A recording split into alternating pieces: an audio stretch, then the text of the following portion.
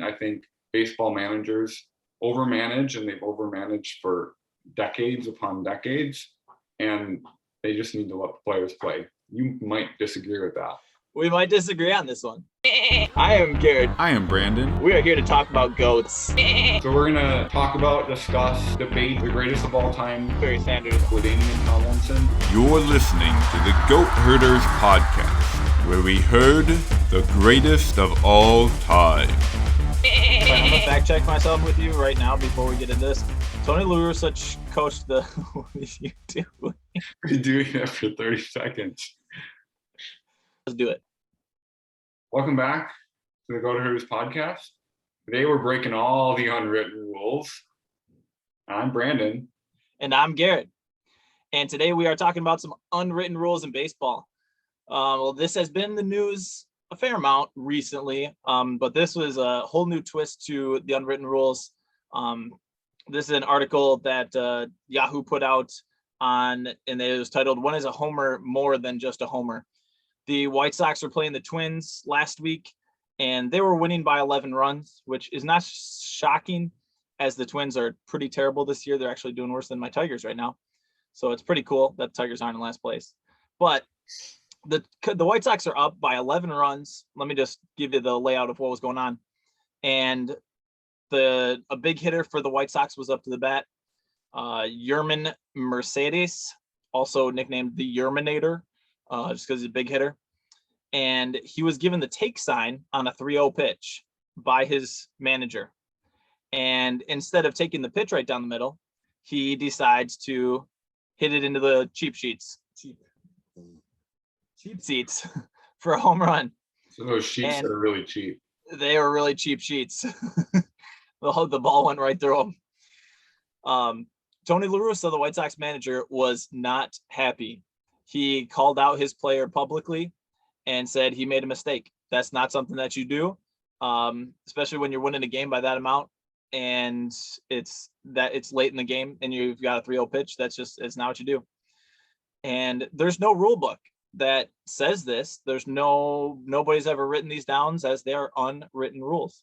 But it's something that's just been a respected and followed list of rules that no one's ever written down that have been followed since baseball began. It's more of a respect thing than actual rules. And today we're just going to talk about our feelings on these unwritten rules, Brandon and I, and we're going to go from there. So Brandon, let's start with your thoughts on these unwritten rules. So I'm hearing it kind of raw because I only glanced through the article and you sent it to me, breaking all the rules. But my initial reaction was, what would Vince Lombardi do? And I know it's going across sports, but I think at the very basic thing, why are you overcoaching? That was what I got out of part of it. That's without even going into the 11-0. But Vince Lombardi was very famous for most of his players basically said he was worthless during games. And there was a reason for that, because he felt like he pushed them so hard during the week that he knew they were going to be ready. And at that point, it was just time to just perform. So you don't need to be giving a take sign. Just let the players play. That's just my opinion. I think baseball managers overmanage, and they've overmanaged for decades upon decades, and they just need to let the players play. You might disagree with that. We might disagree on this one. I really think managers think they're smarter than they actually are, and they just need to let the athletes be the athletes. And if 3-0 count, he's going to get the ball down the middle. Guess what? They are professional athletes. 11-run rules do not apply to professional sports. This is not church softball. Teams have come back from 11 down in baseball. I'm going to fact check you on that. I don't believe that. Oh, come on.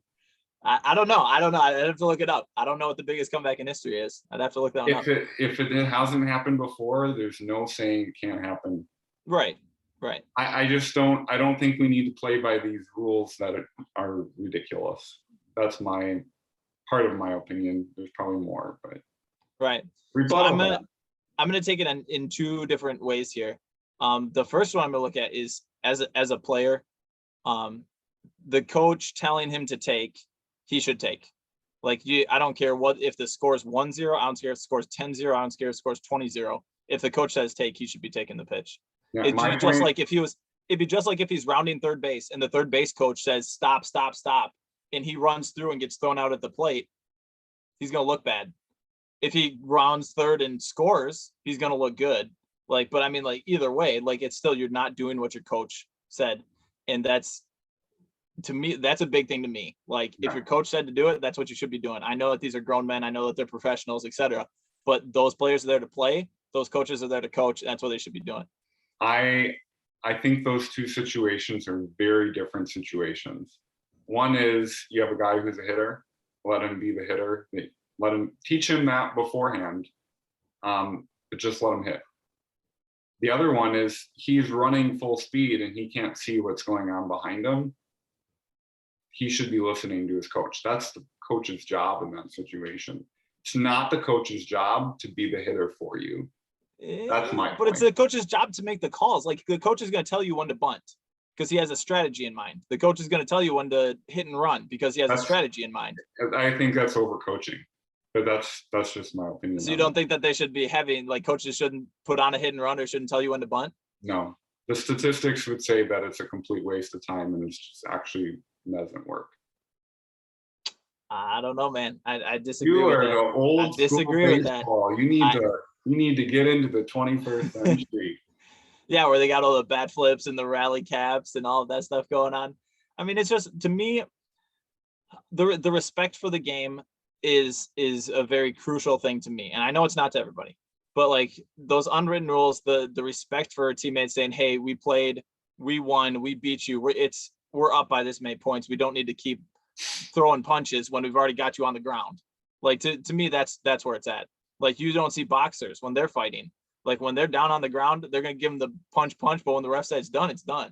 Now I know the game's not over. I know that the fat lady hasn't sung yet, but I mean, it's still like,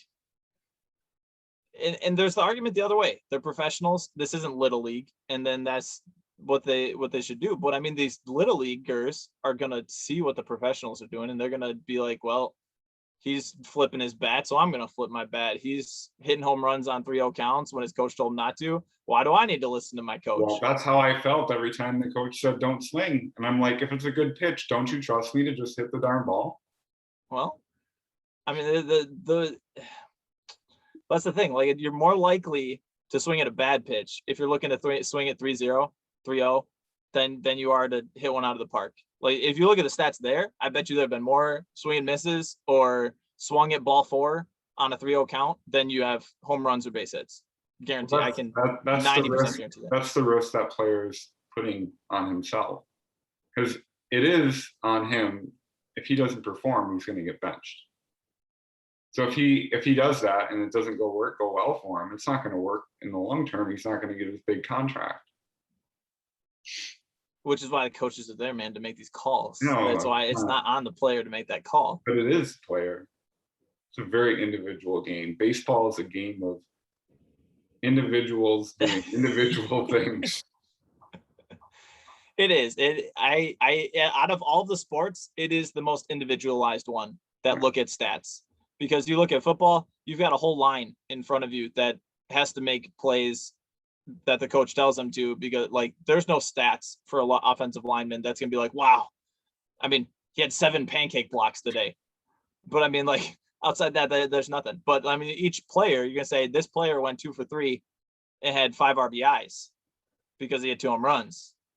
And then next guy on the block was 0 for 5 and 3 strikeouts. Like that's individual performance that's going to get you benched or played on a daily basis. But I mean, it's still, you. Huh? Sounds like I've convinced you.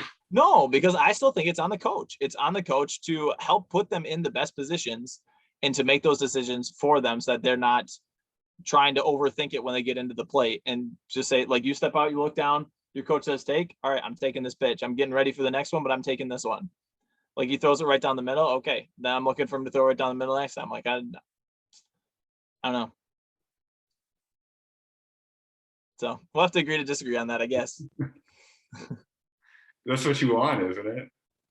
I guess. I mean, that was a good discussion on it, but it's and that's today's day and age. Like you go back 10, 15 years, and we don't even have this conversation because everyone just followed the unwritten rules. You didn't have the. I think so. You didn't have the people swinging on 3-0 pitches. You didn't have the people flipping their bats into the air. Like that was made big by whoever it was 2-3 years ago in the playoffs for the Dodgers. Was it Matt Kemp that did it the first time? What is this bat flipping? Like you hit the home run and you just like flip it and like end over end into the dugout. They started talking about it 2-3 years ago when he did it in the playoffs. Well, I mean, like, but they have their own things. I mean, Sammy Sosa would do his little hop. Right, but it like that was more of it's more about the demeanor of how they do it, of how they're coming across when they do it. Sure. Like to me, it used to be when they hit a home run, they were celebrating the positive in the victory. It wasn't like I just hit that home run. Like it was more of like, yeah, we just hit a home run. And there was more of like a I don't know, a team, like a positivity thing where, like you said, it's now like way more individualized. Yeah. And it's what celebration can I do to make me look like this great guy, this great player, that kind of thing. I can get more Twitter followers and yeah. So yeah, it's changed. The world's changed. Like it's come so far in the past 10, 15 years. Yeah, that is definitely a part of sports that was when I was really watching more closely. That's like Chad Ochocinco changing his name. Like that was pretty crazy. I think that's kind of normalized now, a little bit of doing crazy things just to get attention kind of stuff. Right. And like what the NFL went through, what was it, 4 or 5 years ago, where they like tried to draw a hard line in the sand and said no celebrating. Yeah. And then everyone was like, no, like we're having fun while doing this. Or you can't take that away, which I agreed with. Like I think that there is such a thing as excessive celebration and there is such a thing as taunting. And those are things that shouldn't happen because they're just disrespectful. But is there if you scored a touchdown, home run if you're having fun, like do something fun. Like I love the bowling where they bowl and all the guys fall over. The like all the different things that they do, the canoe racing that they did. It's just like those are fun. It's fun to watch. It's fun to see them enjoying themselves. It's just it's the people that ruin it are the ones that take it too far and make the other team look bad while they're doing it. You just make the other team look bad by scoring on them. You don't need to go and take it farther and like put them down. So is hitting a home run when you're up 11-0, is that excessive in your book? On a 3-0 count, yes. Okay. On a 3-0 count, yes. I'm not like, if you're just batting the rest of the time, like, no, like, yeah, you're on a 1-2 count and you're just hitting, like, you're still going to play the game. I'm not saying don't stop scoring, but on a 3-0 count, that's excessive to hit a home run because you know he's going to groove it down the middle. And you know, like and if he doesn't, you're walking and you're going to first base. Like I don't know. And it's different now because people are going for records and they're doing all that. And I understand that. So I know probably a lot of people don't agree with me on this, which is fine, but that's my stance. So yeah, you're closer in age to Tony LaRussa than you are to the guy you're playing. Yep. I'm an old fart going on 76. What's that? I said I'm an old fart going on 76. That's what LaRussa is. He's 76-year-old. I played way back in the early 90s, 1900s. I mean, sorry. It's got to be weird for him to be coaching the players of today. And I think it's got to be hard for him to demand respect from them. Because, he played in a different world in a different time and really a different mindset about how to play the game. The game has changed a lot since computer analytics. Right. And I think they still respect him. I don't think that he has problems demanding that respect. I think they might have a little bit of a different mindset when it comes to these unwritten rules. Mm-hmm. And it's I don't want to say rare, but it's not an often occasion that these kind of situations come into play. Like it's a 3-0 count, taking a pitch when you're up by a ton of runs. It's pretty rare. Yeah. Or I'm trying to think of other ones. It's hard to like know without like coming up, like bunting when a guy's got a no-hitter going, trying to bunt for a base hit. Like that's an unwritten rule. You don't do that. We've got a pitcher that's dominating you, which again is something you can disagree with. You're trying to win. Yeah, Why are you not bunting to try and get it? Like I understand that, but it's I get that, but I that's a hard one for me to be like, no, you can't do that. It's like you're literally playing a game. Why are you handing it to somebody? That's right. like when Brett Favre laid down when Michael Strahan was trying to get the sack record. If you can't get the guy out when he's trying to bunt, you don't deserve to get a no-hitter. Right. Why is that rule unwritten? It's not a good rule. Yeah. People are just poor losers.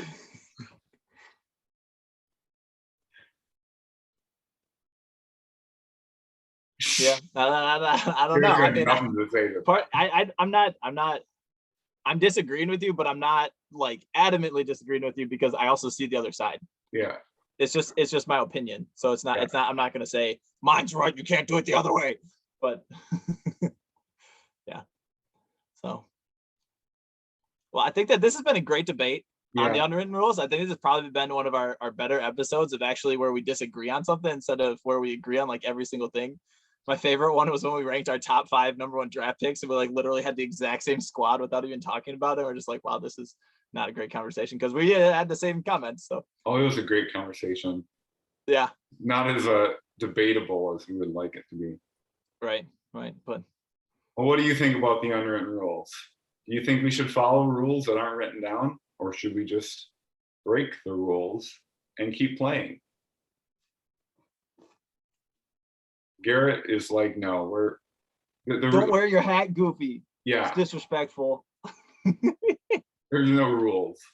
It's not written down. Find me. I'm gonna write a book of unwritten rules. It's gonna be called I Am Unwritten. Can't change my mind. Pretty sure that's a song by someone. I can't remember who it was. I think we sang it in high school. But all right. Yeah. Well, this has been the Goat Herders podcast. I'm Brandon. And I'm Garrett.